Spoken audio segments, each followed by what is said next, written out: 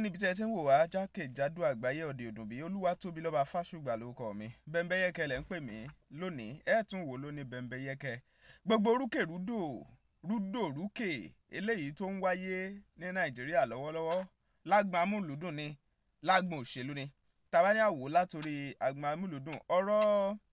ìjọba Làǹdẹ̀ àti ìyàwó rẹ̀ Dára pẹ̀lú mánéjà Làǹdẹ̀ fúnra ẹ̀ tán pè ní Marigold ìyẹn gbọ́ títọ̀ jókòó àti ọ̀rọ̀ ààrẹ ilé aṣòfin àgbà Nàìjíríà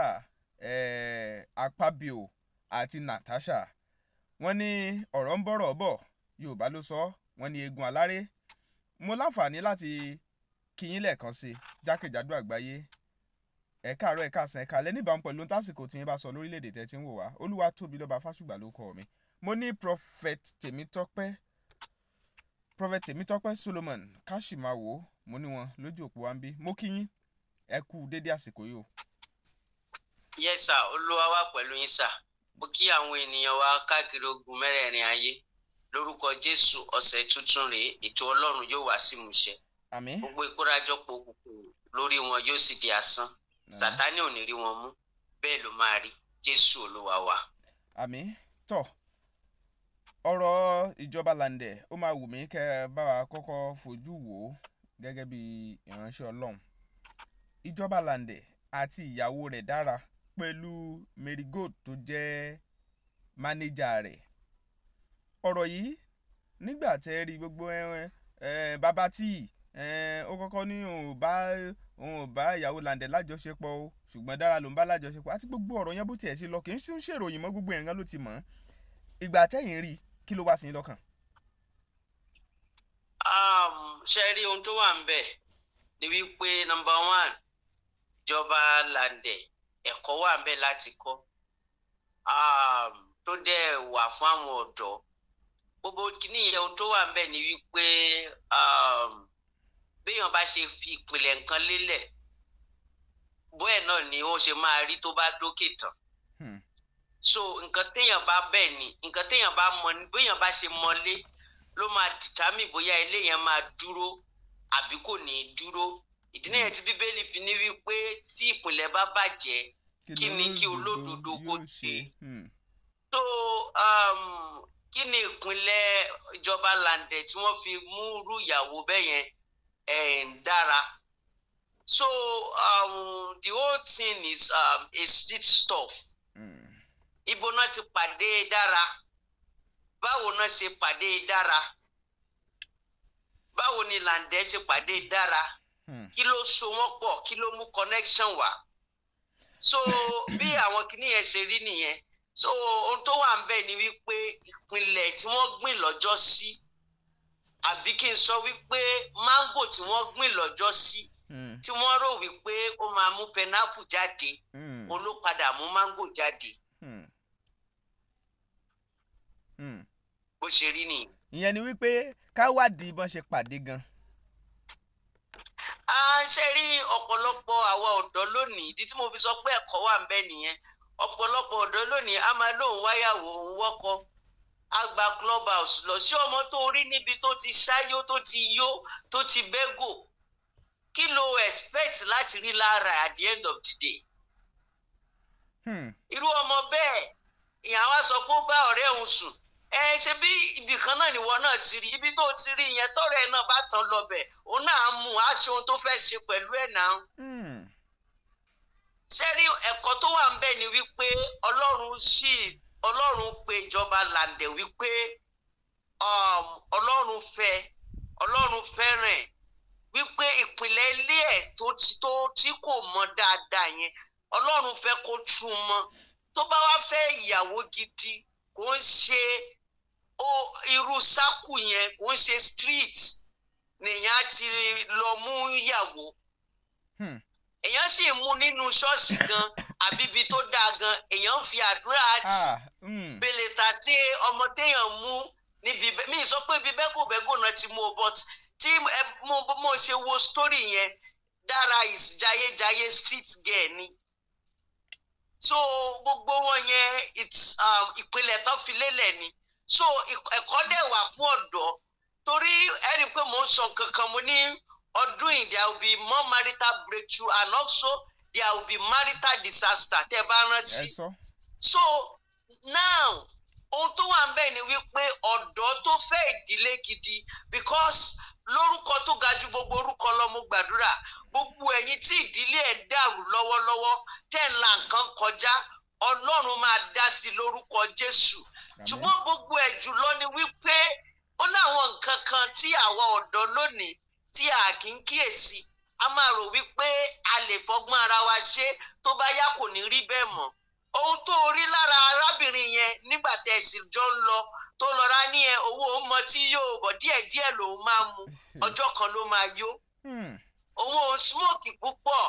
díẹ̀ ọjọ́ kan náà ló máa di wípé a di smoke addict so àwọn nǹkan kan ti máa farahàn díẹ̀díẹ̀ fún ìjọba Lande tí ó kàn wò pé no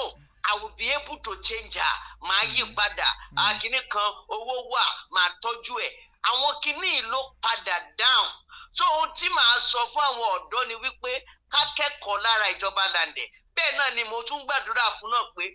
ìgbésẹ̀ tó dẹ̀ tún kù náà torí is going to remarry gbogbo ìgbésẹ̀ tó kù náà kó wá má fi Ọlọ́run sílẹ̀ kó má fi ọgbọ́n ara rẹ̀ ṣe kó dẹ̀ má lọ mú ọmọ ní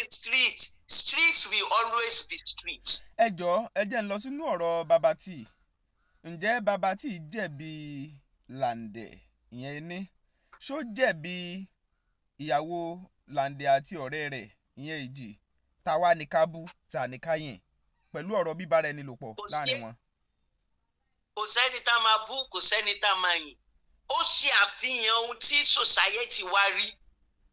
tí àwọn ọ̀dọ́ ń ṣe tó sì burú jà.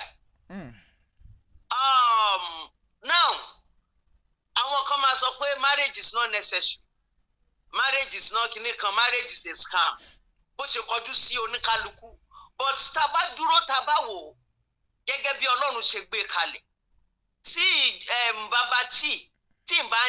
tí ò bá máa live as a single father gbogbo tíríkì tó ní marigold lò kò ní lè lò torí obìnrin tó bá máa lórú ẹ̀ kò ní jẹ́ nínú ilé yẹn kò ní jẹ́ nínú ilé ẹ̀ gangan á jẹ́ wípé ibòmí bóyá hotel or whatever now ohun tó wà ń bẹ nìyí gbogbo wọn jọ ń jayé ni tí èèyàn bá ti jọ bẹ́ẹ̀ ni tí èèyàn bá dẹ̀ jayé jù ayé á jẹ́ so wọn mo gbọ́ Babati wọn ní géèmù kan náà ń play mi mọ géèmù yẹn èmi náà mo ṣe ń gbọ́ ọ̀tọ̀ yẹn ni mo gbọ́ rí mo ṣe ń gbọ́ for the first time ní sà mo ṣe ń gbọ́ for the first time. èmi náà ṣẹ̀ṣẹ̀ gbọ́ ní omi ìgbọ́rú ẹ̀rí o láyé o. wọ́n ní truth or dare. mi gbọ́ rí láyé o bí mo ṣe gbọ́ náà nìyẹn ẹnu wọn mo ti gbọ́ whatever ẹ rí wípé ayé ti àwa ọ̀dọ́ lónìí à ń lajú síbi tí ò yẹ ká lajú sí. Bíbélì wípé ó ní ìmọ̀ yóò sì pọ̀ sí i ṣùgbọ́n irú ìmọ̀ wo làwa ọ̀dọ́ wa ń rà lónìí irú ìmọ̀ wo làwa ọ̀dọ́ ń gbà tẹ́ bá wò ó so ayé ni wọ́n jẹ kò sẹ́nibọ̀dì tá a máa blame gbogbo ẹ̀ ohun tèmi máa sọ fún gbogbo wọn gẹ́gẹ́ bí ìránṣẹ́ Ọlọ́run ni wípé kí oníkálukú wọn wá Ọlọ́run rí kó oníkálukú wọn fi ayé wọn fún Kristi láti gbé ìgbé ayé tí Ọlọ́run fẹ́. If you are a single mother, a single father, oríṣiríṣi strategy àbí tragedy náà ni ló lè warrant tó fi di single father, single mother. Ṣùgbọ́n gbogbo ẹ̀ jùlọ, if you are going for that, máa rí wípé Ọlọ́run wà nínú ayé rẹ. Kò ń ṣe wípé single mother yẹn, single father yẹn, kó wá tìyàn síbi tí ò yẹ kó tìyàn sí, ó dẹ̀ gbà ládùúrà. Lórúkọ Jésù gbogbo ẹ̀yin tẹ́ ń la àwọn nǹkan kọjá tí ẹ tiẹ̀ lè sọ síta Ọlọ́run yóò dá sí lórúkọ Jésù. So téèyàn ayé ni gbogbo wọn jẹ kò sẹ́ni tá a dá lẹ́bi gbogbo wọn jẹ ayé ni ayé náà jẹ béèyàn bá dẹ̀ jayé jù ayé á jẹ. So ayé tí ọ̀pọ̀lọpọ̀ ọ̀dọ́ dẹ̀ ń gbé lónìí nìyẹn. Àwọn ọ̀dọ́ terrible things lọ́dọ̀ ń ṣe lónìí. Ọmọ léńjẹ mi kò ṣe fojú di ẹ máa rí ọmọ 17 years old ó ti ń ṣe 3 sum ó ti ń ṣe 4 sum. so ibo wa ni ayé ń lọ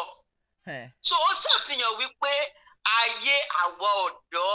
a nílò Kristi wá Ọlọ́run nígbà èwe rẹ nígbà tí okun àti agbára sì wà fún ọ ká má torí àwọn owó ṣéǹjì tá à ń rí tó bá dẹ̀ àmì ò tó jẹ́ ń ṣe ṣéǹjì mo náwó yẹn dáadáa ni ọjọ́ kan sì ń bọ̀ tó yẹ pé wàá nílò ẹni tó dá ẹ sáyé ká fi hàn wípé gbogbo tó kó jọ yìí láì sí mi òfo ni kò dé ṣe pé nìyẹn ti kú o tá wà nínú làásìgbò kan tó yẹ pé àfikọ́ lọ́run fọ̀hún àfikọ́ lọ́run kò dá sí. ó dáa bàbá. tẹ bá wá wò ó mo fẹ́ wá mú yín lọ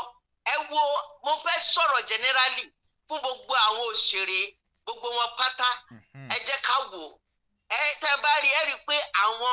agbo òṣèré yìí àwọn young people wọn ló ń lọ lójijì of course iṣẹ́ òkùnkùn iṣẹ́ ayé wà ń bẹ̀ ọfà gbogbo ẹ̀ wà ń bẹ̀ ṣùgbọ́n àwọn young òṣèré yìí mo fẹ́ kí wọ́n kẹ́kọ̀ọ́ láti ara àwọn bàbá ẹ wo bàbá Bello ẹ wo bàbá Ògògó ẹ wo ìyá Rainbow ẹ wo gbogbo wọn yẹn ó ní àwọn scandal kan tó yẹ pé a lè bá lọ́wọ́ wọn ó ní àwọn kankan tẹ ẹ dẹ̀ rí gbogbo àwọn ọ̀dọ́ lónìí abúlọ̀ súnmọ́ àwọn àgbà o ká lè kẹ́kọ̀ọ́ kí ló mú wọn dàgbà dé kòríta tí wọ́n dé yẹn kí ló mú wọn ẹ rí àwọn bàbá yẹn wọ́n gùn lẹ́mìí ọkàn wọn dẹ̀ balẹ̀ ó rí àkẹ́tórí anybody tó máa drag wọn on all these issues. Bẹ́ẹ̀ni. so kí ni wọ́n mọ̀ tá ò mọ̀. so àwọn ọ̀dọ́ lónìí a kàn gbọ́dọ̀ fi torí pé owó ti wà lọ́wọ́ wa àbí nǹkan kan ká máa kàn jáyé bí ò ṣe yẹ gbogbo ẹ̀ náà ló máa bounce back gbogbo ẹ̀ náà ló máa tell at the end of the day ẹ wo àwọn bàbá yẹn ẹ wo àwọn ìyá yẹn lórúkọ Jésù àwọn bí ìyá Rainbow gbogbo wọn kọ́ lọ́run kó túbọ̀ lọ́rẹ̀ ẹ̀mí wọn kọ́ lọ́run kó túbọ̀ dì wọ́n mú lórúkọ Jésù ṣùgbọ́n àwọn young upcoming kìíní yìí àtàwọn tí ò ń ṣe upcoming náà tán sí young wọ́n ní ẹ̀kọ́ láti kọ́ lára àwọn bàbá yìí àti àwọn màmá yìí. ó dáa lásìkò tá a wà yìí ṣé a lè sọ pé ó ti tán fún Lande. kò sí ẹni tó tán fúnnú gbogbo wọn kò tán fún Lande kò tán fún Baba T kò tán fún Dara kò tán fún Marigold ẹni tí Ọlọ́run ò bá sọ pé ó tán fún kò tán fún. ó ní bí ẹ̀yin bá ronúpìwàdà tí ẹ kúrò nínú ẹ̀ṣẹ̀ ó ní àkókò ìtura yóò ti ọ̀dọ̀ Olúwa wá ó ní Bíbélì wí bẹ́ẹ̀ ṣàwọn àpòstélì ó ní bí ẹ̀yin bá ronúpìwàdà tí ẹ̀yin sì kọ̀ ẹ̀ṣẹ̀ yín sílẹ̀ ó ní àkókò ìtura yóò ti ọ̀dọ̀ Olúwa wá Olúwa fẹ́ kí gbogbo wọn tún ọ̀nà wọn ṣe ni. Ọlọ́run fàyè gbà ní ayé Lande kó tún ọ̀nà ẹ̀ ṣe kó tún ilé ẹ̀ mọ́ kó tún ohun gbogbo ṣe Marigold kí gbogbo wọn tún ayé wọn ṣe Dara náà kí gbogbo wọn tún ayé wọn ṣe kákòókò ìtura kó lè ti ọ̀dọ̀ Ọlọ́run wá ẹ wo ọmọ onínàkúnà nínú Bíbélì nínú ìwé Luke ọgbà tó lọ tó ṣe gbogbo ẹ̀ bàbá ò sọ pé ó ti tán fún ó padà wá so ìpè sí ìrònú pìwàdà ni ìpè láti pé kí Lande kó tún ayé ẹ̀ mọ́ kó má rò wípé àǹdẹ́kẹ́rù má bàa pé mi ìtumọ̀ ẹni tí mo fẹ́ lọ fẹ́ nísìn no tí Ọlọ́run bá ti dá sí tó bá ti lo àwọn blọọkù tó yẹ láti fi mọ ilé ẹ̀ a rí wípé a dúró kó lo blọọkù tó yẹ lọ́tẹ̀ nípa gbọ́ ìtọ́ni àti ìdarí Ọlọ́run Olúwa yóò ràn ìjọba Lande lọ́wọ́ àti gbogbo wọn. àmín ṣáà fẹ́ sọ pé àìgbọ́ràn àìgbọ́ ìkìlọ̀ torí lòun ti gbọ́ rí pé wọ́n ní ọmọ tóun fẹ́ fẹ́ yìí ipa yìí òun ó bàjẹ́ o pé gbogbo tóun ní á sì tán o oríṣùgbọ́n òun ò gbọ́ ìfẹ́ rúbọ lójú ṣáàlẹ̀ ní àìgbọ́ràn yẹn ló kó bá lórí ọ̀rọ̀ ọlọ́mọ ẹ̀dẹ́ abalẹ̀ sọ wípé ìṣẹ̀lẹ̀ yẹn kàn bọ́ ó kàn wá coincidence ni.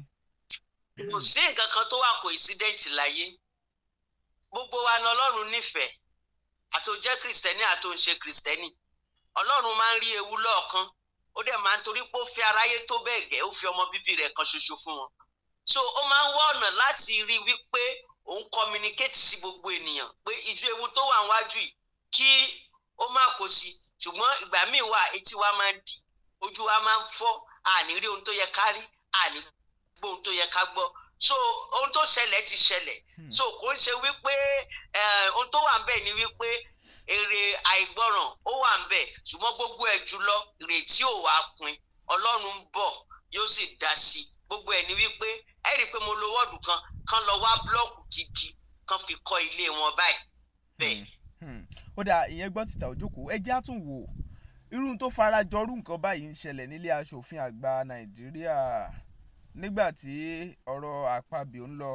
pẹ̀lú Natasha ìgbà tẹ́ ń gbọ́ ìròyìn yẹn lọ́tún lósì lọ́tọ̀dọ̀ àwọn adarí wa báwo ni ìyẹn náà tún ṣe rí lára yín? Ẹni ohun tó fara pẹ́ ṣẹ́rí ó ṣàfihàn wípé ẹ jẹ́ kọ́kọ́ sọ̀rọ̀ generally kí n tó lọ ọ̀dọ̀ àwọn Natasha àti Akpabio. Ayé tá wà ń sìn ẹ̀mí ìṣekúṣe ẹ̀mí ajá ó wà ń tà ó ń ṣẹlẹ̀ lágbo ìránṣẹ́ Ọlọ́run mi á sọ fún ìyàwó ẹ̀ pé àwọn ní program ní Iléṣà ó níyàwó Iléṣà ní hòtẹ́ẹ̀lì ló máa sùn pẹ̀lú ìyàwó bẹ́ẹ̀. So ẹ̀mí ajá àkókò yìí lórúkọ Jésù kò ní borí wa. Àmín. Ìwọ náà máa rìn lé ewu lọ́wọ́ gẹ́gẹ́ bí ìránṣẹ́ Ọlọ́run sì kàn invite mi lọ Port Harcourt kàn wá gba hòtẹ́ẹ̀lì fún mi kó wáyé wípé obìnrin kan ni mo mú dání pé mo fẹ́ ṣe prayer fún lóru mọ́jú kò sí prayer kan tá a fẹ́ ṣe ọfà bá olúwẹ̀ ni òtọ̀rọ̀ tó wà ń bẹ iṣẹ́ rí ẹlòmíì máa ń rò pé anointing kìnìkan kò sí nǹkan tó ṣẹlẹ̀ irọ́ ló wà ń díẹ̀ so ìwọ náà máa rìn lé ewu lọ́wọ́ àwọn bàbá wa ní àwọn òye yìí mo tún fẹ́ fi lè sọ̀rọ̀ fáwọn young minister bíi tèmi báyìí bàbá Adébóyè láwọn ò lè fi obìnrin ṣe secretary àwọn ò lè fi obìnrin ṣe PA ó ní ohun tán rí ọ̀rọ̀ láti inú ìrírí láti inú ọgbọ́n Ọlọ́run ni so èèyàn náà ẹ̀mí yẹn wà ń ta ṣùgbọ́n èèyàn náà ló máa mọ láti kíyèsí so that àwọn nǹkan kan ò ní máa tẹ̀lé yẹn. Now back to ìbéèrè yín sí ọ̀rọ̀ Natasha and Akpabio a ti sọ síwájú pé àwọn space ṣẹlẹ̀ kan máa ṣẹlẹ̀ ní house tẹ́ bá rántí so ohun tó wà ń bẹ̀ náà ni wípé ẹ̀mí tó ń ṣe àkóso àwọn issue yẹn náà sì wà láàrin wọn tí ẹni tí tiẹ̀ tó já sí gbangba la gbọ́ yẹn ẹni tó Akpabio lóhùn ò ṣe kò rí bẹ́ẹ̀ whatever gbogbo ẹ̀ ṣáà jáde síta báyìí ohun tó wà ń bẹ̀ náà ni wípé a ti sọ pé àwọn àṣírí kan máa tú lọ́dún yìí so ara rú ẹ̀ ló fi hàn yẹn ohun tó wà ń bẹ̀ Natasha kó kún fún àdúrà kó lè padà síbẹ̀ o torí ìkóra àwọn tó kóra jọpọ̀ tí ì lágbára o wọ́n ju bó ṣe lérò lọ kí gbogbo àwọn ọmọ ìlú ẹ̀ àwọn ọmọ ìgbìrà kan ké fún àdúrà fún kó lè padà síbẹ̀ kí bó ṣe rí nìyẹn. Akpabio náà gbogbo nǹkan bẹ́ẹ̀ yẹn is a warning signal kó nǹkan tọ Ọlọ́run lọ ṣé post tí mo wà yìí ṣé mò ń ṣèfẹ́ Ọlọ́run kó má dàbí pé kó tó di pé tẹ́nu ẹ̀ máa parí èyí tó máa ju agbára ẹ̀ lọ tí ò ní lè bọ́ bẹ́ẹ̀ máa ṣẹlẹ̀ bó ṣe jẹ́ nìyẹn. Warning signal ní fún. tó túmọ̀ sí wípé gbogbo bíi báyìí ni everybody wọ́n ti ń para wọn jẹ.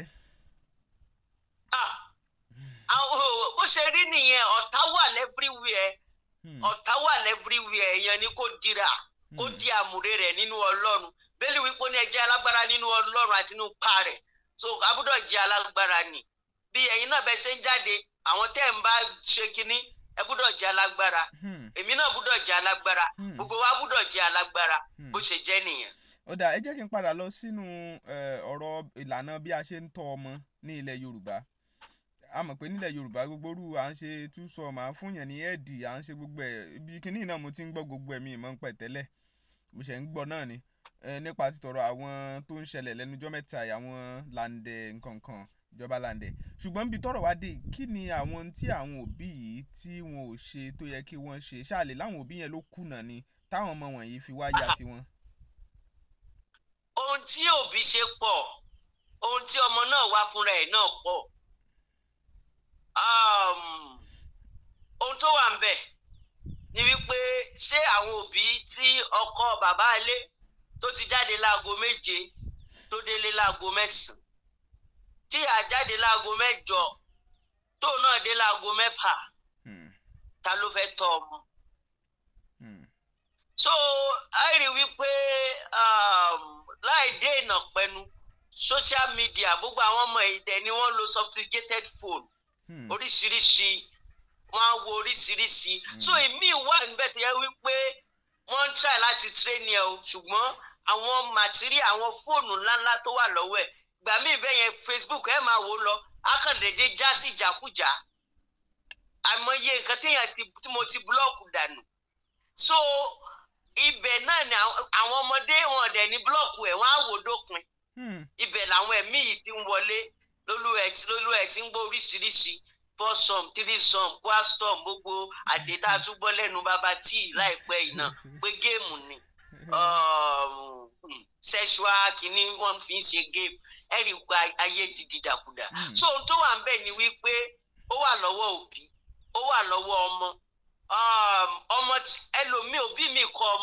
ọmọ decide due to social influence láti ta peer group influence láti ta ó gba nǹkan tí ò yẹ kó gbà ó kọ́ ẹ̀kọ́ tí kò yẹ kó kọ́ ìyẹn wà ń bẹ̀ but òbí náà foundation òbí náà matter torí ìgbà tí kíní yẹn bá ti ń bẹ̀rẹ̀ díẹ̀díẹ̀ a ní òbí lónìí tí ò jẹ́ òbí tó kíyèsára àwọn òbí àwọn bàbá wa ayé àtijọ́ wọn kíyèsára gan kódà dádì mi máa sọ fún mi pé tọ́mọ bá ti ń bọ́ ọmọ sùn táwọn bá ti rí àwọn ò ti mọ̀ pé ọmọ ilé wọn ti ń bá sùn pé bí ó ṣe máa ṣe ìwà àti ṣe ẹ̀ á yàtọ̀ ṣùgbọ́n àwọn òbí tìsín wọ́n gbójú ni wọ́n gbójú ohun tí ò yẹ kó bí gbójú sí tó ń gbójú sí tó bá yá yóò tẹ̀lé lára ẹ̀ rí àwọn content creator mi pátá náà fi ṣe content creator ọ̀rọ̀ manwood woman kini private part náà máa gbé wọ kini náà fi ń ṣe content creation náà fi ní follower tí wọn dẹ̀ ní bójú ara wọn orí kan ọmọ yíbò kan báyìí come and buy to sweet potato sweet pọnmọ́ ó rí i pé ìyá kan ló dẹ̀ bí yẹn is it not even a disgrace to the parent is it not a disgrace to the family so ẹ rí i wípé ayé yìí kò bí lọ túnra mú ọmọ náà tán dẹ̀ ń kọ́ pópẹ́ bóyá ohun tí wọ́n kọ́ ẹ yẹn wàá padà rí repercussion because one way or the other we will always face the consequences of our decision good or bad so bá sọ fún mi lónìí tí mi ò gbọ́ tó bá jẹ́ decision tí mo make ó dáa màá jèrè ẹ̀ bí ò bá dẹ̀ dá màá jèrè ẹ̀ òbí náà tó ń wo ọmọ níran tó bá dọjọ́ alẹ́ ẹkún tó yẹ kó o sún sìn ariwo tó yẹ kó o pàǹsìn wàá padà pa as simple as that mo wá gbàdúrà gbogbo àwọn tó jẹ́ wípé o kọ́ ọmọ o ṣe làálàá tó dẹ̀ wá jẹ́ wípé èṣù ló kàn fẹ́ mọ̀ọ́mọ̀ fi ọmọ yọ ẹ́ lẹ́nu sàtánì ló fẹ́ mọ̀ọ́mọ̀ fi ọmọ yọ ẹ́ lẹ́nu olúwa gbà ẹ́ ọlọ́run á dẹ̀ tú àwọn ọmọ yẹn sílẹ̀ lórúkọ jésù ẹ̀mí burúkú tó gbé àwọn ọmọ yẹn wọ̀ láti fi ọjọ́ alẹ́ pọ́n ẹ lójú láti sọ ọjọ́ alẹ́ di ìkorò ẹ̀mí yẹn jáde lórúkọ jésù gbogbo àwọn òbí tó ti ń bẹ ọlọ́run fún àwọn géńdé wọn láti lọlé ọkọ ọmọ ti pé 35 36 37 40 47 42 54 59 tí ò tí ì rí ọkọ tí ò tí ì rí ìyàwó lórúkọ jésù mo káwọ́ ọ̀tún ọlọ́run sọ́wọ́ ọwọ́ ọ̀tún sókè mo bẹ ọlọ́run lórúkọ jésù ọ̀nà lọ́ọ̀lọ́dún yìí lórúkọ jésù marital breakthrough in the name of jesus mo dẹ̀ fẹ́ sọ nǹkan kan ẹ má bínú bàbá